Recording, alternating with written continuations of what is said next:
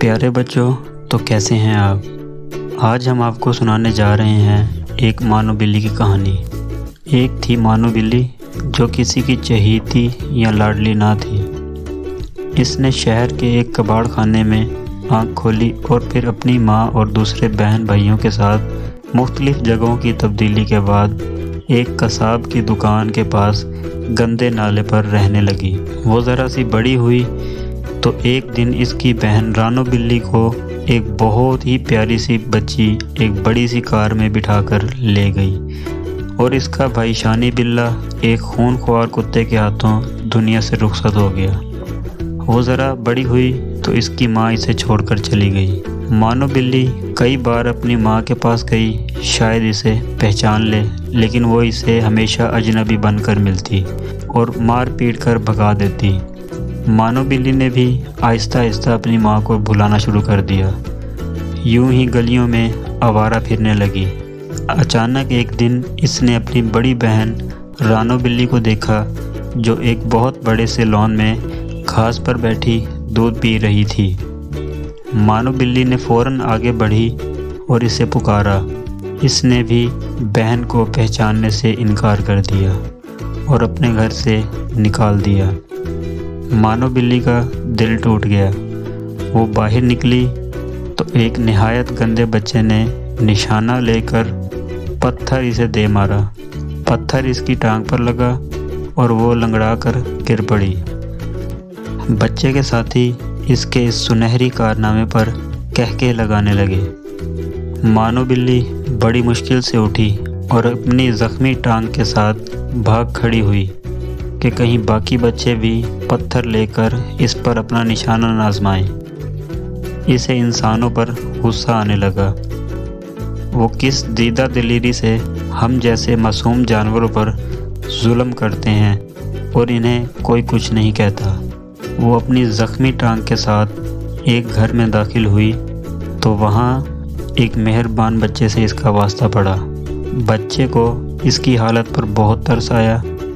کچھ دیر بعد وہ اس کے لیے ایک پیالے میں دودھ لے آیا۔ مانو بلی پہلے تو جھجکی، اسے بھوک بھی زوروں سے لگی ہوئی تھی۔ اس نے بچے کی طرف دیکھا جو دور جا کھڑا ہوا تھا۔ مانو بلی نے تھوڑا سا دودھ پیا تو اسے بھوک اور زیادہ لگی۔ اس نے جلدی سے سارا دودھ پی لیا اور لیٹ گئی۔ بچہ اسے پچکاتا رہا اور آگے بڑھا، بڑے مہربان ہاتھوں سے اس کی زخمی ٹانگ ٹٹولی، پھر وہ اندر چلا گیا۔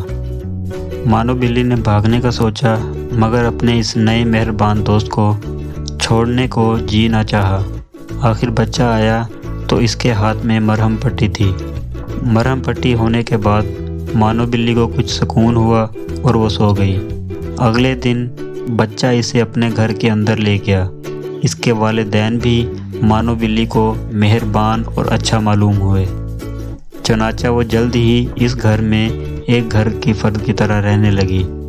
مہربان بچہ اسے لے کر روز باہر جاتا، اس کی پسندیدہ غذائیں لاتا اور صاف ستھرا رکھتا۔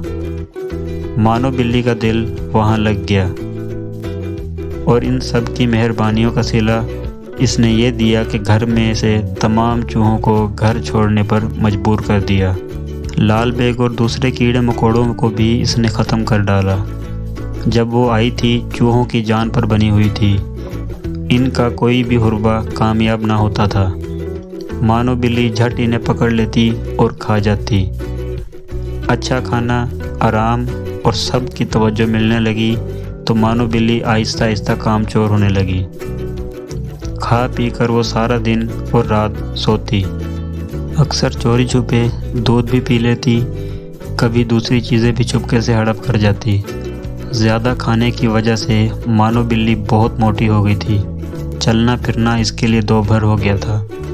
ایک روز چوہوں نے باورچی خانے پر ہلہ بول دیا تو مانو بلی ان کے پیچھے دوڑی مگر وہ جلد ہی تھک گئی۔ چوہے بھی مانو بلی کی کمزوری کو جان گئے۔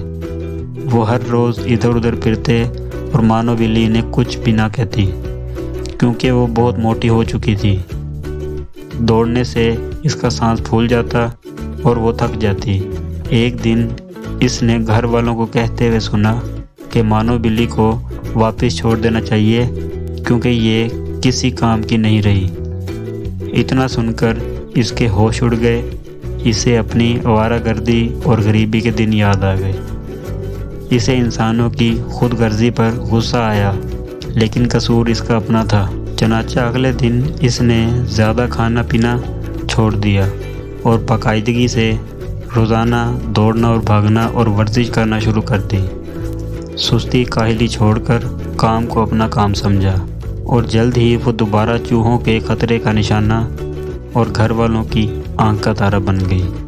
لہٰذا اس کہانی سے ہمیں یہ سبق حاصل ہوتا ہے کہ ہمیشہ اپنے کام کو کام سمجھ کر کرنا چاہیے، اسے سستی اور کاہلی نہیں کرنی چاہیے۔